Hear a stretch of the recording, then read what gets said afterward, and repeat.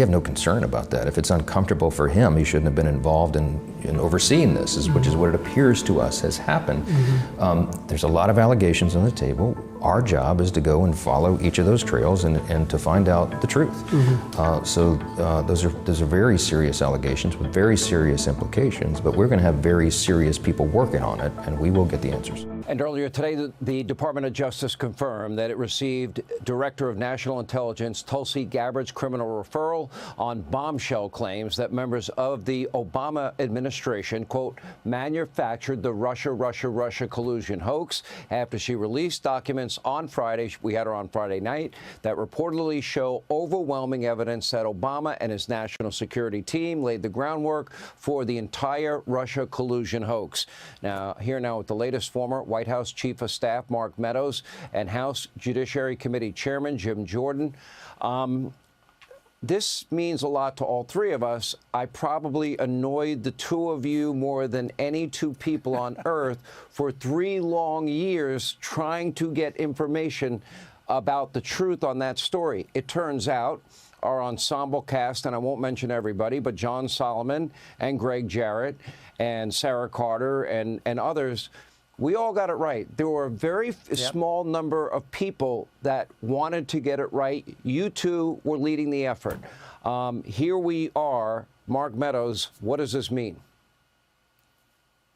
Well, I think it's a big day, but I think the other thing is that there's going to be all kinds of postmortems to suggest, well, what we knew back then and what you were willing to cover, Sean, actually wasn't the case. And so what do we know? We know that candidate Donald Trump and candidate Hillary Clinton were treated differently. We also know that Clapper, Brennan, and Comey met outside the workplace. We know that according to text messages.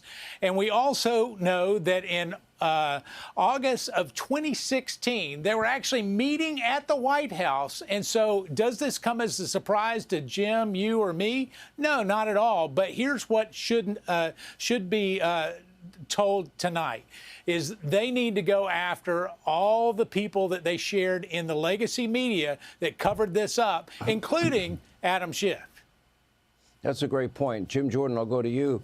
To me, this grand conspiracy investigation that Kash Patel has now opened a number of weeks ago, I think a lot of this is going to come down to whether or not what we refer to as the deep state, and there is one, and whether or not there were people within our government knowingly lying to the American people, spreading propaganda for the purposes of tipping an election to one side over the other. You can say, for example, the Russia hoax would be one example for 2016, but also the double standard with top secret classified information with Hillary.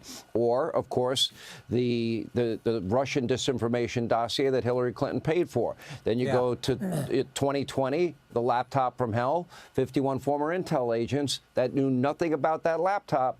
Boy, they all sounded like experts. Looks like Russian interference. None of them looked at it.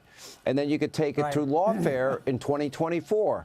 They went after Donald Trump with a vengeance so they could call him a convict, mugshot him. They wanted to put him in jail. They never thought he would be able to beat the system.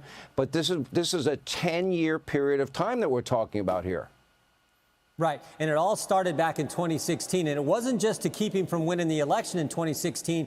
It was to undermine his presidency after he had already won. I want you to think of 3 dates in the interim between Election Day and Inauguration Day back in 2016, 2017. December 9th, Obama calls a meeting in the White House. All the intelligence community is there, plus the Justice Department. You got Lynch, you got Comey, you got Clapper, you got Brennan. They're all there.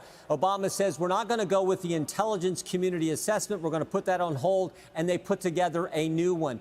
3.5 weeks later, January 3rd, Chuck Schumer's on one of the Sunday shows, and he says, if you mess with the intelligence community, talking to President-elect Donald Trump, if you mess with the intelligence community, they have 6 ways from Sunday to get back at you. You take on the intelligence community, they have 6 ways from Sunday at getting back at you. 3 days later, Sean. 3 days later, January 6th at Trump Tower, the intelligence community, Comey, Brennan, Clapper, go up there to give President Trump what he believes is the defensive briefing all incoming presidents get. So he's expecting just the normal briefing. Instead, it's a setup. They go up there and brief him, and then they tell him about the dossier that they already know is false. And then it gets leaked to the press, and thereby giving it credibility when the press reports that Jim Comey, FBI director, briefed Donald Trump on the Russian dossier. It was all garbage, but it was all designed to undermine. This is where it began. The whole weaponization of government began here. And to your first point, Sean, you're right. We had figured this out several years ago, and we're covering this, and the only thing we had wrong was it was worse than we thought. That's the only thing we get wrong when we dig into these investigations. It's always worse than we thought. Okay, now, there was that final moment. They had this meeting, I believe it was January 5th, and in just the final minutes of Obama's presidency, Susan Rice, that infamous memo by the book, Barack Obama said, by the book. James Comey said, by the book.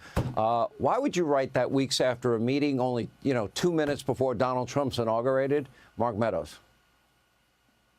Well, you would do it to try to change the narrative, and Jim was exactly right.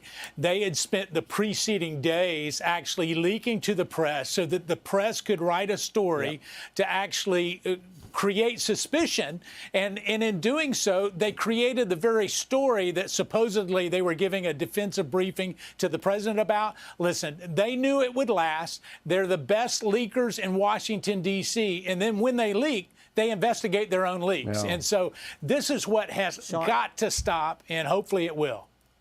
Jim, Sean, will anybody... Go ahead.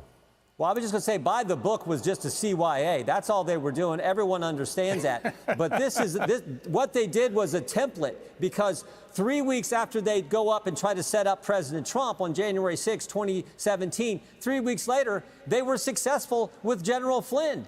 They go in and set him up. Remember, Comey testified later, spoke later at a big forum. He said, yeah, we knew it was a new administration. We should have called the White House counsel, but we thought we could get away with it. They set up Michael Flynn and took him out. Same playbook. That is why what Tulsi did, referring this to the Justice Department, God bless her and God bless the Justice Department. They should look into this as a conspiracy for what it is. Thank goodness Cash has said the same thing. This has to happen because this is where it all began. All right, the dynamic duo, Jim Jordan and Mark Meadows. Thank you both. Johnson told CBN that he found Gabbard's revelations deeply problematic. Presidential testimony before Congress is rarely sought, and requests are often challenged due to separation of powers concerns. The two most recent former presidents to appear before Congress were Harry Truman in 1955 and Gerald Ford in 1983. There's a lot of allegations on the table. Our job is to go and follow each of those trails and to find out the truth, Johnson added. If you enjoy this content, please consider subscribing to my channel to stay up to date with future videos. Thank you for watching.